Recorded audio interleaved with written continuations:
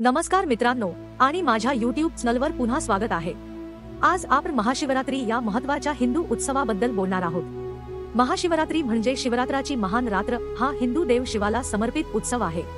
शिव हा विनाशक आणि पुनरुत्पादक आहे आणि त्याला सर्व सृष्टीचा स्रोत देखील मानले जाते। महाशिवरात्र ही आनंदाची आणि उपासनेची रात्र आहे। असे मानले जाते की या रात्री भगवान शिव आपले स्वर्गीय नृत्य तांडव करतात। हिंदू दिनदर्शिकेनुसार हा सण फाल्गुन महिन्याच्या 13व्या रात्री किंवा 14व्या दिवशी येतो। फेब्रुवारी आणि मार्चमध्ये येणारी महाशिवरात्री ही एका कॅलेंडर वर्षात येणाऱ्या 12 शिवरात्रींपैकी सर्वात महत्त्वाची शिवरात्री आहे। हा सण भारत, नेपाळ, बांगलादेश आणि जगातील इतर भागांमध्ये मोठ्या प्रमाणात हिंदू लोकसंख्येसह साजरा केला जातो। या दिवसाचे आध्यात्मिक महत्त्व समजून घेणे हे अतिशय महत्त्वाचे आहे। महाशिवरात्रीबद्दल अनेक रंजक पुराण कथा आणि दंतकथा आहेत। एका आख्यायिकेनुसार समुद्र मंथनाच्या वेळी समुद्रातून विषाचे भांडे उठले। यामुळे संपूर्ण विश्वाचा नाश होईल अशी भीती देव आणि भूतांना वाटू लागली, म्हणून त्यांनी भगवान शिवाकडे मदत मागितली। संपूर्ण ग्रहाचे प्राणघातक परिणामांपासून संरक्षण करण्यासाठी शिवाने संपूर्ण विष घेतले आणि ते गिळण्याऐवजी आपल्या घशात ठेवले। परिणामी त्याचा घसा निळा झाला आणि त्याला नीलकंठ असे टोपणनाव मिळाले। शिवाने जगाचा उद्धार केल्याचे स्मरण महाशिवरात्री म्हणून केले जाते। शिवपुराणात सांगितली जाणारी आणखी एक आख्यायिका अशी आहे की एकेकाळी ब्रह्मा आणि विष्णू कोण श्रेष्ठ यावरून भांडत होते। इतर देव घाबरले आणि त्यांनी संघर्षात भगवान शिवाचा हस्तक्षेप मागितला। त्यांच्या संघर्षाची निरर्थकता लक्षात आणून देण्यासाठी शिवाने एका महान अग्नीचे रूप धारण केले, जे संपूर्ण विश्वात पसरले। आकारामुळे दोन्ही देवांनी दुसऱ्यावर वर्चस्व प्रस्थापित करण्यासाठी एक टोक शोधण्याचा संकल्प केला। परिणामी ब्रह्मदेवाने हंसाचे रूप धारण केले आणि वर उड्डाण केले, तर विष्णूने वराहाचे रूप धारण केले आणि पृथ्वीवर अवतरले। तथापि आगीची सीमा नव्हती आणि त्यांनी हजारो मैल शोधले, परंतु उपाय सापडला नाही। ब्रह्मदेव आले आणि त्यांनी केतकीचे फूल शोधून काढले। त्याने केतकीच्या उत्पत्तीबद्दल विचारले, ज्यावर तिने उत्तर दिले की तिला अर्पण म्हणून अग्निशामक स्तंभाच्या शीर्षस्थानी ठेवण्यात आले होते। ब्रह्माला सर्वोच्च मर्यादा शोधता आली नाही, म्हणून तो साक्षीदार म्हणून फूल घेऊन आला। यावेळी शिवाचे खरे रूप उघड झाले आणि तो संतप्त झाला।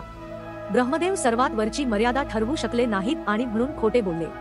त्याच्या फसवणुकीचा परिणाम म्हणून शिवाने त्याच्यासाठी कोणीही प्रार्थना करू नये असा शाप देऊन त्याला शिक्षा केली।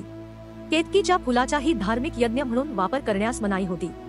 फाल्गुन महिन्याच्या गड अर्ध्या महिन्याच्या 14व्या दिवशी शिवाने सुरुवातीला स्वतःला लिंगाच्या आकारात दर्शविल्यामुळे हा दिवस अत्यंत शुभ मानला जातो आणि महाशिवरात्री म्हणून साजरा केला जातो।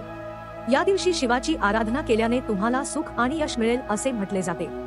शिवाने देवी पार्वती, शक्तीचा अवतार दिला आणि तिच्या भक्तीने प्रभावित झाल्यामुळे तिच्याशी लग्न करण्याचा प्रयत्न केला। दुसऱ्या प्रसिद्ध कथेनुसार चांदण्या नसलेल्या रात्री त्यांच्या लग्नानंतर देवीने त्यांच्या उत्तम आरोग्यासाठी उपवास केला।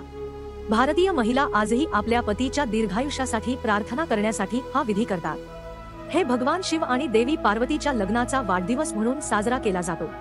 शिवाने विषारी भांड्यातून जगाला वाचवलेला दिवस म्हणूनही तो दिवस स्मरणात आहे। महाशिवरात्रीचे विविध मंत्र असून त्यांच्याशी सखोल अर्थ जोडलेला आहे।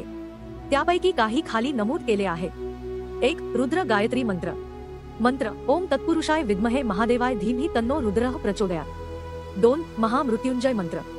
मंत्र ओम त्र्यंबकम यजामहे सुगंधीं पुष्टिवर्धनम उर्वरुक्निवा बंधनम मृत्युर्मोक्षयममृतात्। 3. दारिद्र्य दहन स्तोत्रम। मंत्र वशिष्ठेन कृतं स्तोत्रम सर्वरोग निवारणम सर्वसंपर्कम शीघ्रम पुत्रपौत्र दिवर्धनम। उपवास अनेक लोक महाशिवरात्रीला उपवास करतात।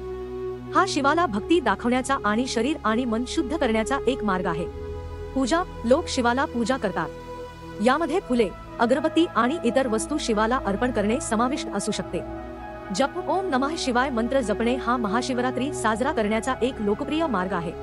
हा मंत्र शिवाशी जोडण्याचा आणि त्यांचे आशीर्वाद मागण्याचा एक मार्ग आहे। ध्यान ही शिवाशी जोडण्याचा आणखी एक मार्ग आहे। महाशिवरात्रीला अनेक लोक शिवाच्या स्वरूपाचे ध्यान करतात। महाशिवरात्री हिंदू धर्मियांसाठी एक महत्त्वाचा उत्सव आहे, कारण तो शिवाशी जोडण्याचा आणि त्यांचे आशीर्वाद मागण्याचा एक वेळ आहे। ते स्वतःच्या जीवनावर चिंतन करण्याचा आणि सकारात्मक बदल करण्याचा एक वेळ देखील आहे। धन्यवाद।